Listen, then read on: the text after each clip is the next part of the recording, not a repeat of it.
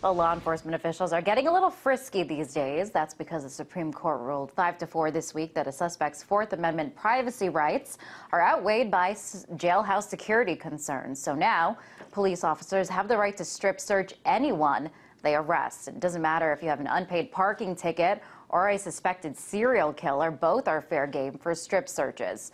Now, the case was brought to court over a year ago after a man named Albert Florence was searched several times when he was arrested for a fine he'd already paid. We'll let Albert pick up the story from there.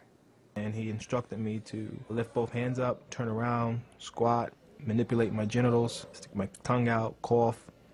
Even thinking about it and even speaking about it still brings me, chills.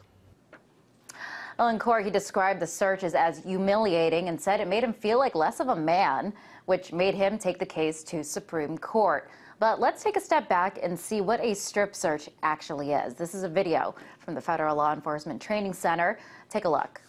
You're about to see the correct way to conduct a strip or visual search. First, the initial verbal command is important. It makes a difference. Be professional. All right, Jones, come with me for a strip search. Well, man, I don't have anything on me. Come on, you know the routine. Okay, at least they are remaining professional and courteous. Let's continue. Take off your clothing, please. Place the clothes out of reach. Watch the inmate at all times. This is a most vulnerable moment. You've just asked someone to undress in front of you. Proper, courteous verbal commands are essential.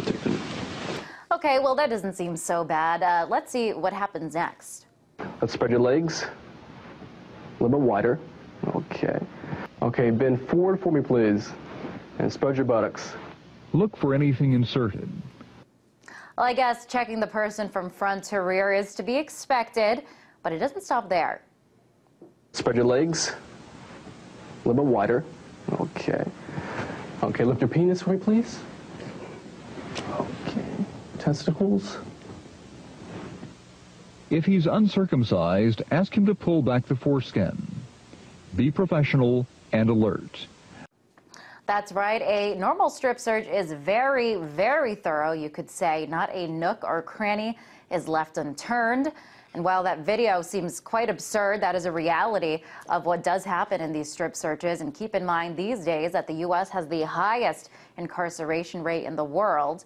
To put it in perspective, there are now more people under correctional supervision in America than the current population of the state of Massachusetts. And of the 13 million arrests each year, 700,000 of them are over minor offenses. Now, this all comes in an age where more and more Americans are crying foul over the pat-downs that TSA performs during airport security screenings. I can guarantee you a strip search is much more invasive than someone touching you over your clothes. People behind bars are not your average traveler, but this ruling does bring up a number of questions about prisoner rights within the U.S. So why are more Americans not outraged? Could it be because Americans agree with the fact that when a person is arrested, they are also forfeiting their rights, no matter how small the offense? So could strip searches become as routine as reading the Miranda rights? I, for one, don't plan on finding out firsthand, but we here at RT will continue to follow the developments of this story. And in the meantime, what do you think? Are these strip searches a good idea? Leave us your comments online.